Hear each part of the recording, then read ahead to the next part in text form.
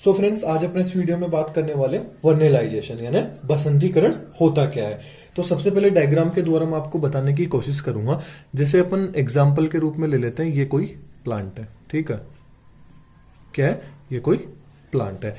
इस प्लांट को प्लांट में भी ले सकते हैं, सीड में भी ले सकते हैं। तो ये प्लांट है। इस प्लांट को यदि लो टेम्परेचर देंगे, क्या देंगे? Low temperature. लो टेम्परेचर भी कितना होना चाहिए? 0 से 5 डिग्री सेंटीग्रेड, है ना। लो टेम्परेचर के ऊपर लो टेम्परेचर देंगे तो क्या होगा? इस प्लांट के अंदर क्या हो जाएगी? फ्लोरिंग हो जाएगी। क्या हो जाएगी? पुष्पन की क्रिया हो जाएगी। तो इसी को अपन क्या बोलेंगे?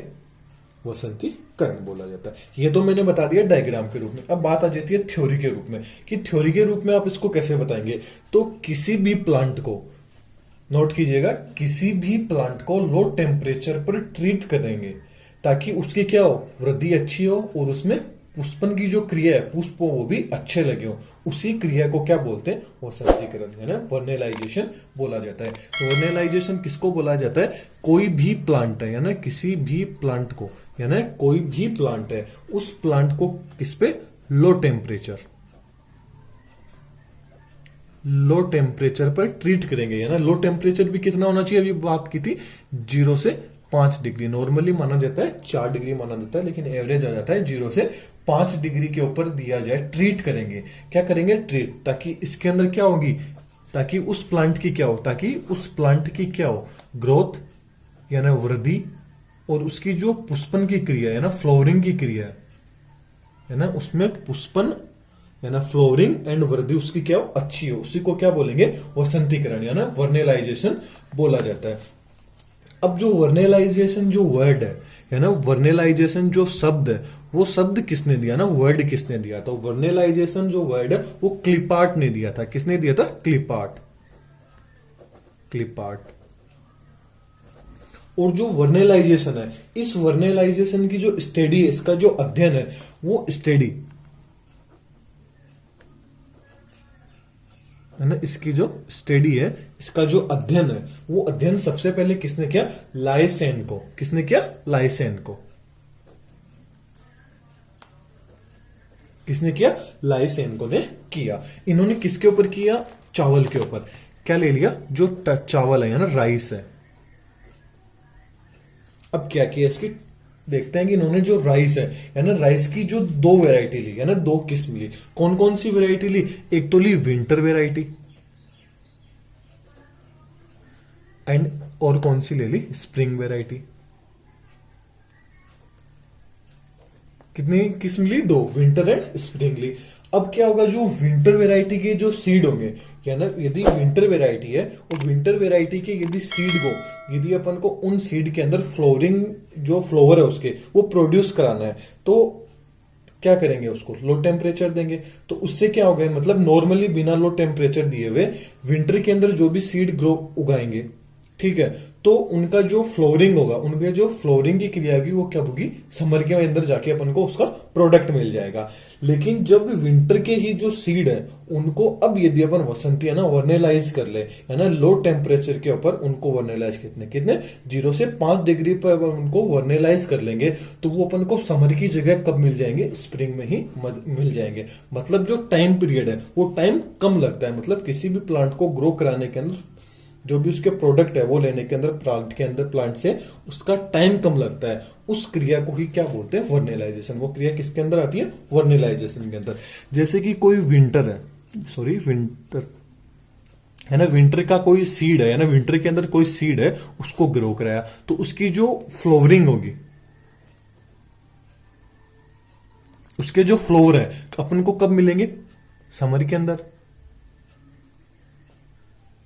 कब मिल रहे हैं? समर के अंदर मिल रहे हैं। लेकिन जब विंटर के जो सीड है या जो भी प्लांट है, उसको यदि अपन लो टेम्परेचर पे ट्रीट करें, लो टेम्परेचर कितना? 0 से 5 डिग्री के ऊपर लो टेम्परेचर पे उसको ट्रीट करेंगे, तो वो अपन को समर की बजाय कब मिल जाएंगे? स्प्रिंग में मिल जाएंगे, है ना। गर्मियों से पहले वसंत ऋतु के ही अंदर अपन को जो भी प्रोडक्ट है वो प्रोडक्ट मिल जाएगा। तो ये तो इन्होंने बता दिया। अब इसकी जो टेक्निक है, मतलब इसकी जो तकनीकी, इसको किस प्रकार किया जाता है, इसकी टेक्निक के बारे में देख लेते हैं।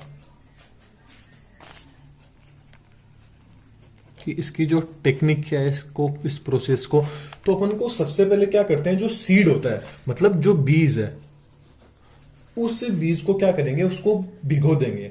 और भिगो देंगे तो उससे क्या होगा, उसको भिगोने के बाद उसको क्या करते हैं, जो अंकुरण है उसका, उसके लिए छोड़ देते हैं। यानी भिगोकर अंकुरण के लिए, सीड को भिगोकर अंकुरण के लिए छोड़ दिया जाता है। फिर जैसे ही वो बीज हो जाते हैं, वो बीज अंकुरित हो जाते हैं। जैसे ही वो अंकुरित हो जाएंगे तो अंकुरित होने के बाद में उनको क्या करेंगे, लो टेम्परेचर पे उपचारित किया जाता है। 0 से 5 डिग्री जो टेम्परेचर की बात कर लें, लो टेम्परेचर की, उसको क्या किया जाता है, उपचारित किया जाता है।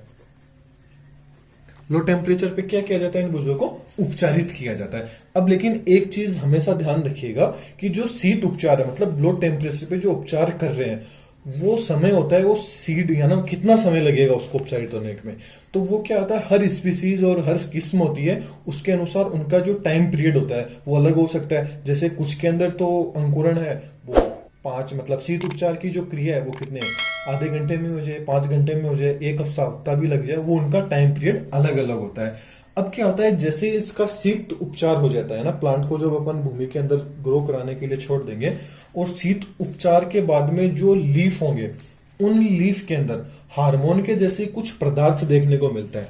मतलब उनकी जो लीफ होगी, मतलब शीत उपचार के बाद में,